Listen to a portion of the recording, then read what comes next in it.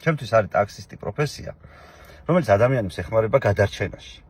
ანუ აი ხალხი, რომელიც უცბად სამსახური დაკარგა, უცბად რაღაც პრობლემა შეექმნა ცხოვრებაში, არ გაუმართლა, არ გაღატაკდნენ, ანუ საკუთარი მოთხოვნილებების დაკმაყოფილება შეძლონ ოჯახის.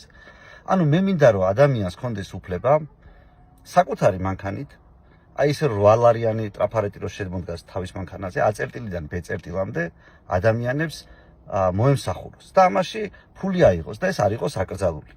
მე მინდა რომ ამას აკეთებდეს ადამიანი ისე რომ მერიაში რეგისტრაცია არ იყოს საჭირო ამისთვის. ტაქსისტის ლიცენზია და ამაში ფულის ხდა არ იყოს საჭირო. თეთრად გადაღებვა მანქანის არ იყოს საჭირო. და მინდა რომ ასეთ ადამიანებს, რომელიც თვითონ თავის მანქანაზე მუშაობენ ფიზიკურად და ამით ოჯახს ირჩენენ, გადასახადებიდან იყვნენ გათავისუფლებული. ეს არის ის დაპირება, რომელიც მე მექნებოდა ზოგადად ამ ადამიანების მიმართ. ჩვენ უნდა მოვაწყოთ ისეთი გარემო, რომ ქართველებს არ ჭირდებოდეთ ამ კომპანიებთან თანამშრომლობა.